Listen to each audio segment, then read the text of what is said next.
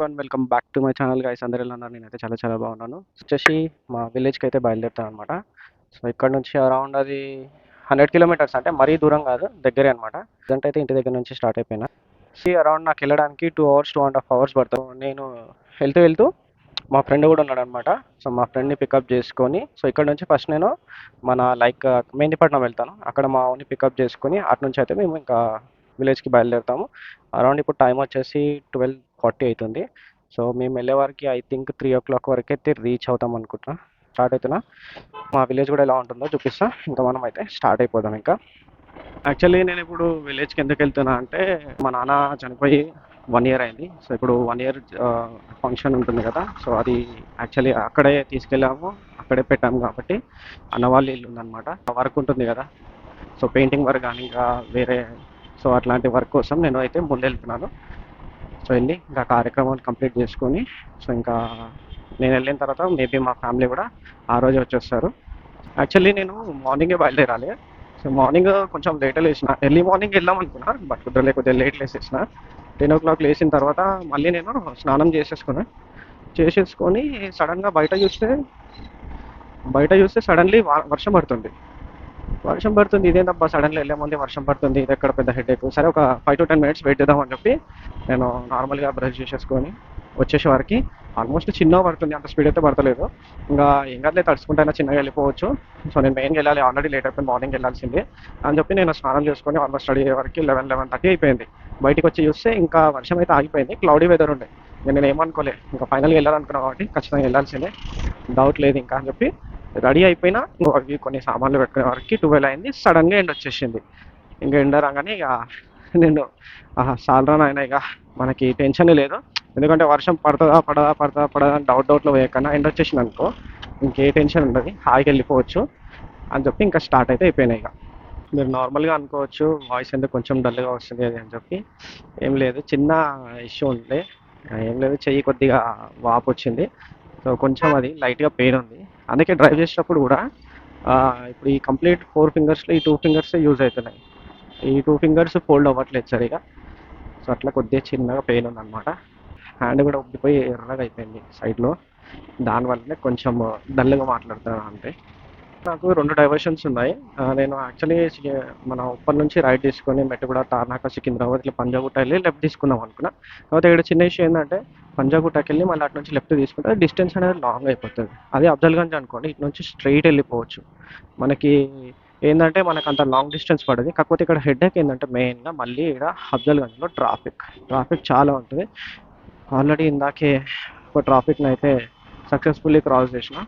ఇప్పుడు మనకి మెయిన్ కొంచెం ముందుకు వెళ్ళిన తర్వాత ఇంకొక ట్రాఫిక్ ఉంటుంది. సో ట్రాఫిక్ క్రాస్ చేస్తే మనం ఫ్రీడమ్కి వెళ్ళిపోవచ్చు. అసలు బస్సు వాళ్ళు చూడండి, ఇష్టం వచ్చినట్టు రోడ్ మీద ఆపేస్తున్నారు. వెహికల్ పోవడానికి కూడా దారి లేదు, అట్లుంటుంది. ఇష్టం వచ్చినట్టు ఏడ పడతాడు బస్సులు ఆగేస్తే పక్కనోడు. ఏందో హెడేక్ ఉంటుంది నిజంగా. ఇంకొక బాధ ఏంటంటే, యాక్చువల్లీ నేను రైడింగ్ గ్లౌజ్ వేసుకుందాం అనుకున్నా.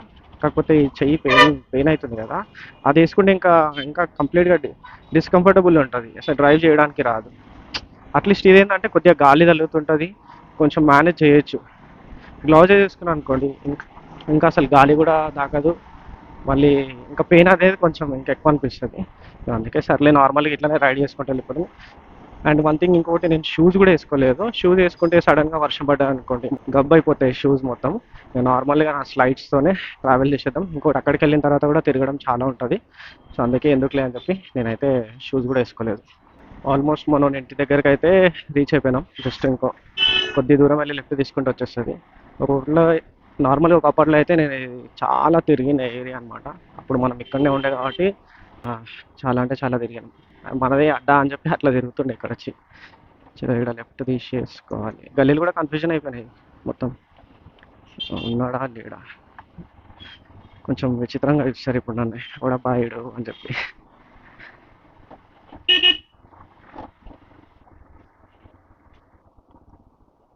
భయ్య పైన ఎదురు ఇస్తున్నాడు.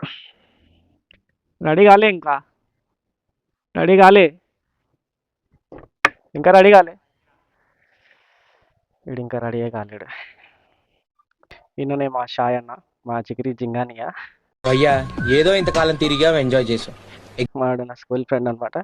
ఇప్పుడు వచ్చేది కూడా మనోడు నా వెంబడి ఊరికి మనోడే. ఇంకో పర్సన్ ఉన్నాడు యాక్చువల్లీ మిస్ అయిపోయిండు. మనోడిని తీసుకెళ్తాం ఇప్పుడు. సో, ఇప్పుడు నాకైతే ఆల్రెడీ నేను ఫ్యూయల్ పోయించుకున్నా. మళ్ళీ ఇంకో ఫ్యూయల్ బ్రేక్ అయితే తీసుకోవాలి ఎక్కడైనా. మేము హైవే వెళ్ళిన తర్వాత ఒకసారి చూస్తాము. అక్కడికెళ్ళిన తర్వాత ఏమైనా ప్లాన్ చేద్దాం. లైట్‌గా ఏమైనా ఫుడ్ ఏమైనా తినాలి. టీ ఏమైనా తాగుతాం. సో, ఇంకా లేట్ అయితది ఇంకా. 4 అయితది మనం పోయేవరకి.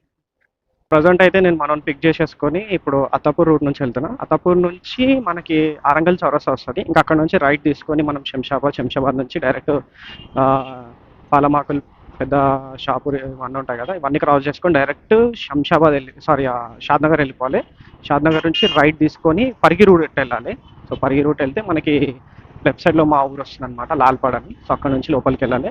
అరౌండ్ యాక్చువల్లీ నేను 3 o'clockకి అక్కడ వరకు రీచ్ అయిపోతాను అనుకున్నా, కానీ ఇక్కడే లేట్ అయిపోయింది. మనోడు నేను వచ్చేవరకు మెల్లగా ఇంకా బట్టలు చదువుకుంటున్నాడు హాయిగా.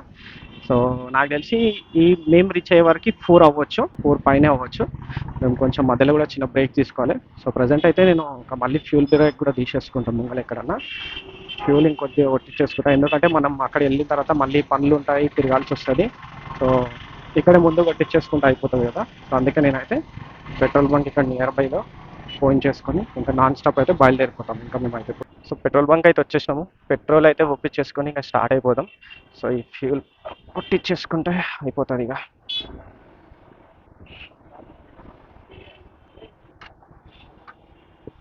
షాయ్ బ్యాగ్, అరే బ్యాగ్ పట్టుకో. అయితే ఫైనల్గా మనం అయితే ఆరంగల్కి అయితే రీచ్ అయిపోయినాము.